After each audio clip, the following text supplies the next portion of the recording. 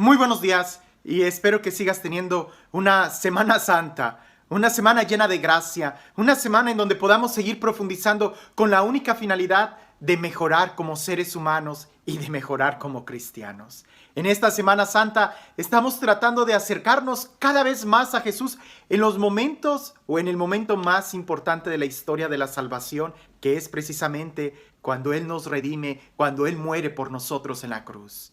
Y es importante, las lecturas de esta semana están no solamente muy bien escogidas, sino que están cerca de ese momento en algo muy cotidiano de la vida cristiana o de nuestra vida que quizás nos puede pasar lo mismo que le pasan a los personajes que están ahí. Nuevamente, este evangelio está lleno de mucho color, de muchos sabores, de muchas tensiones, de muchos sentimientos, de muchos contrastes, de noche, de día. Hay tantas cosas que ojalá pudieras dedicar un momento para poder leerlo e imaginarlo. Te recomiendo que si tienes tiempo en este momento, le pongas pausa al video y leas la descripción, si estás viéndolo en YouTube, que leas la descripción de este video, ahí está el texto del Evangelio, y que trates por lo menos de imaginarlo. ¿Cómo habrá sido? ¿Cómo estarían vestidos? ¿Qué estarían cenando? ¿Cómo estarían cenando? ¿Cuáles habrán sido las miradas que ahí sucedieron entre los discípulos cuando empezaron a preguntarse qué habrán sentido cuando Jesús les dice uno de ustedes me va a traicionar? Judas, ¿qué habrá sentido? ¿Cómo se habrá visto? ¿Qué habrá pensado? ¿Qué habrá sucedido en su interior y en el interior de los demás? ¿Qué habrá sucedido en el interior de Jesús? Ponle pausa, lee el Evangelio, trata de imaginarlo y una vez que ya lo hayas hecho, ahora sí, acompáñame en esta reflexión. Por ahí dicen que la persona inteligente es la persona que es capaz de aprender de sus propios errores. Pero la persona sabia es aquella que aprende de los errores de los demás. Espero que el día de hoy podamos ser sabios y aprender de los errores que Judas Iscariote cometió. Nosotros no somos quien para juzgar, incluso ni siquiera al mismo Judas. Pero la Sagrada Escritura nos da muchos elementos para que nosotros podamos aprender de los errores que él cometió. Porque él fue uno de los elegidos del Señor, que no se nos olvide. Él fue uno de los que el Señor llamó para estar con él y para enviarlos a predicar. En el Evangelio de Marcos, capítulo 3, versículo 13, en el Evangelio de Mateo, en el Evangelio de Lucas, vemos cómo Jesús sube al monte, pasa toda una noche en oración y luego baja y los llama. Él fue uno de los elegidos. Él fue de los que se sentó y estuvo cerca de él, escuchando cada parábola, escuchando cada testimonio, cada explicación. Él era de los privilegiados que Jesús llamaba aparte para explicarles. Él era de los que comía, dormía, vivía con Jesús. Sin embargo, algo sucedió en la vida de Judas. Porque Judas, incluso cuando el Evangelio nos narra que fueron y anunciaron, incluso que hicieron milagros en el nombre de Jesús, dice que todos los discípulos regresaron muy contentos y le empezaron a platicar a Jesús lo que había sucedido. Judas era uno de ellos. Era uno de los que predicó y que no hay mucha duda, según el Evangelio, uno de los que predicó en el nombre de Jesús, de los que hizo milagros en el nombre de Jesús, de los discípulos de Jesús, de los que fueron apóstoles, pues fueron enviados también por él. Pero algo empezó a suceder en el corazón de Judas que poco a poco fue haciendo que se apartara su mirada. Hace poco en el Evangelio veíamos esos pensamientos internos que él tenía cuando empezaba a ver que se despilfarraba dinero y que él empieza a decir, pero si se hubiera vendido eso, hubiéramos podido juntar dinero para los pobres. Y hasta el evangelista subraya que no era por amor a los pobres, sino porque él era el ecónomo y así él podía robarse. Ya estaba robando. Desde antes, él empezó a acomodarse. Empezó a ya no violentar su vida, empezó a ya no querer buscar más del reino de Dios en su corazón, sino que empezó, como dicen, un modus vivendi. Empezó solamente a tratar de vivir el día por día. El acompañar a Jesús ya no era un signo de confrontación en su vida, sino solamente algo cómodo, al grado que empezó a hacerse una idea equivocada. Nosotros podemos aprender esto en nuestra vida. Porque cuántas veces, y yo he sido testigo de eso, ¿Cuántas veces Dios no nos llama y no tenemos un encuentro con Él y lo amamos y lo queremos seguir, pero conforme vamos caminando con Él, dejamos de tener celo en instaurarlo en nuestro corazón y empezamos a tener celo solamente de las cosas de Dios, sin darnos cuenta nuestro corazón? Judas decía, ese dinero debió de haber sido para los pobres. Él era muy celoso para la obra de Dios, pero su corazón no. En su corazón también quería robar. Cuando en un principio nosotros somos los que debemos de violentarnos y buscar siempre un crecimiento interior. Lo he dicho muchas veces, en la vida espiritual hay mucho más de Dios que no conocemos que lo que creemos conocer. Siempre podemos orar más y siempre podemos ir a esas habitaciones interiores que no conocemos en nuestro corazón para que Él sea quien vaya reinando. ¿Qué es lo que está creciendo en tu corazón? ¿Qué es lo que estás dejando que anide en tu corazón? Eso es lo primero. Y aunque son pocas las pistas que podemos ver en Judas, eso está muy claro. Porque lo que sigue se da de una manera rápida. ¿Podemos decirlo así? De una manera muy lenta es cuando va entrando la codicia al corazón. De una manera muy lenta es cuando entra la pereza al corazón. De una manera muy lenta, casi no nos damos cuenta, es cuando nos estamos enfriando en nuestro corazón y solamente actuamos por rutina. Eso se da de una manera muy lenta. Pero una vez que ya haya echado raíces, esa desidia en nuestro corazón, lo que sigue es rápido, como nos lo narra el Evangelio en la vida de Judas Iscariote. Primero, él deja de mirar a Jesús y en la noche va, busca a los sumos sacerdotes y empieza a platicar con ellos sobre cuánto me dan si les entrego a Jesús. ¿Para qué vas, Judas? ¿Para qué te pones en tentación? ¿Qué haces caminando tú solo en ese lugar de la tentación? ¿Qué haces dialogando con el enemigo? ¿Qué pretendes al poner en jaque lo que Dios te está dando a lo que puedes recibir cuando lo dejas? Aunque no lo parezca, ese es el problema más grande, el tiro de gracia, ¿verdad? Que muchos cristianos tienen.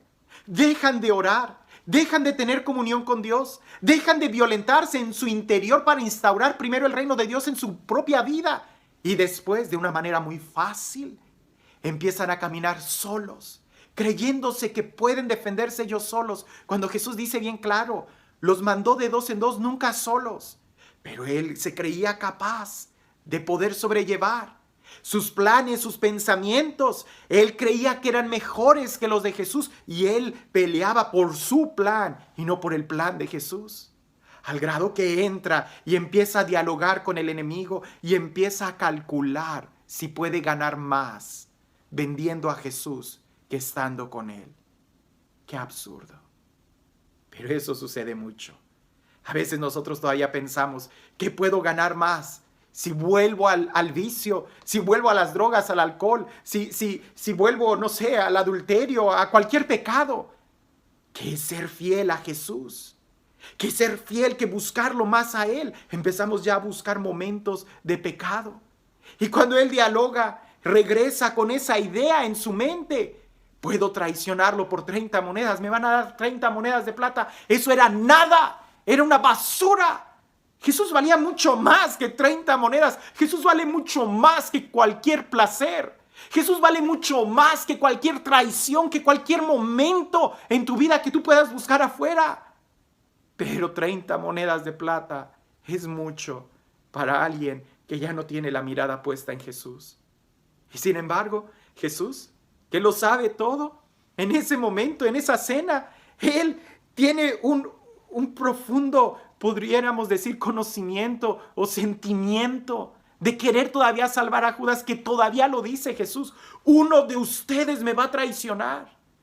Y todo el mundo empieza a mirarse, seguramente todos con miedo. ¿Acaso seré yo? ¿Acaso seré yo? Todos con miedo, con angustia.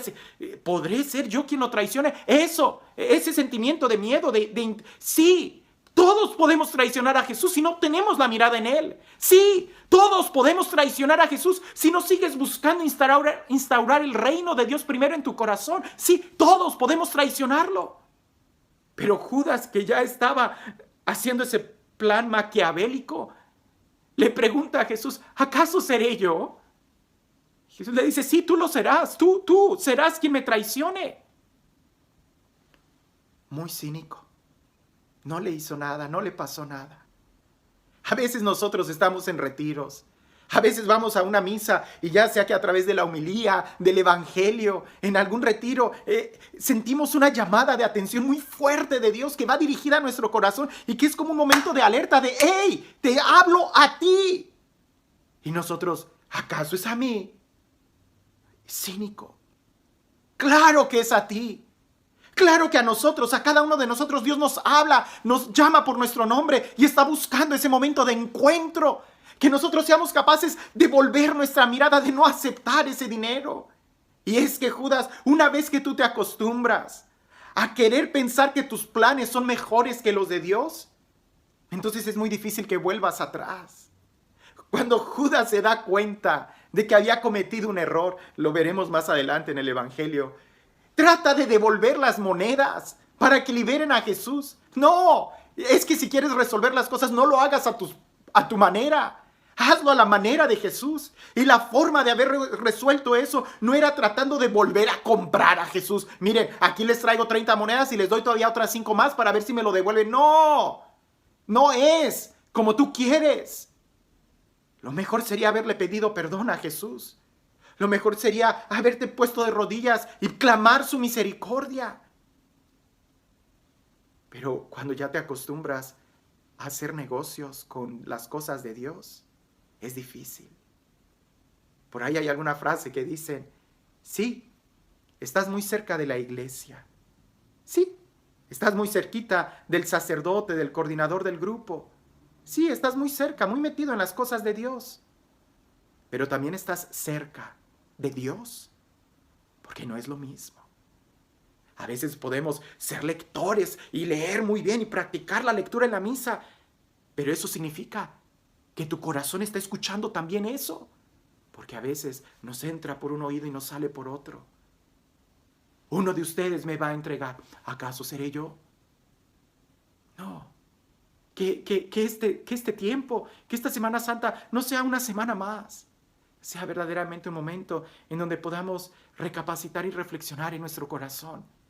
Porque quizás es a nosotros a quien el Señor nos está diciendo, yo te llamé por tu nombre, yo te di mi palabra, yo te amé, yo he dado tantas cosas por ti. Y uno de ustedes me va a traicionar. ¿Dónde está el día de hoy tu mirada? ¿En dónde está el día de hoy tu corazón? Y esto también me lo digo a mí, ¿verdad? Porque pues no necesito ser ciego, ¿verdad? Sé que hay muchos hermanos que fallan. Y la pregunta es, ¿y quién será el siguiente? ¿Quién será el siguiente? Que podamos acercarnos a Jesús, que podamos ser humildes y poner nuestra mirada en Él, regresar y buscar la instauración del reino primero en nuestro corazón. Y este Dios, el Dios del amor, de la paz, de la misericordia, el Dios que de una u otra manera nos manda no solamente señales, prodigios, profetas, no solamente la voz de su Hijo, sino que incluso nos da su propio Espíritu para que hable a nuestro corazón y nos despierte y nos muestre el verdadero valor que tiene Él y su presencia. Que sea Él quien el día de hoy te bendiga en el nombre del Padre, del Hijo y del Espíritu Santo. Puntos a reflexionar. ¿Dónde está tu mirada? ¿Dónde está tu mirada? ¿Qué es lo que estás buscando? ¿Hacia dónde te diriges? ¿Cuáles son tus tentaciones? ¿Eres consciente de tus tentaciones? ¿No será que estás caminando hacia ellas y ni cuenta te has dado? ¿Hay algo de cinismo en ti? Cuando escuchas la palabra de Dios que te confronta, tú también puedes decirle, ¿acaso seré yo? O verdaderamente puedes decir, Señor, sí, yo te he estado entregando, yo te he estado traicionando, yo he ido a hablar con el enemigo, he estado calculando pensamientos para venderte. Que no haya cinismo en nuestro interior. Y el cuarto punto que quizás pudiéramos reflexionar es, ¿crees que tus planes son mejores que los de Dios? ¿Crees que tú tienes la verdad? ¿Crees que tu verdad es mejor y clara que la verdad de Dios? No, no lo hagas a tu manera. Hazlo a la manera de Él, que siempre es en amor y en misericordia. Acércate a Él, que Él te ama. Que sigamos teniendo una semana de profunda reflexión para poder llamarla santa en nuestras vidas. Que tengas un excelente día.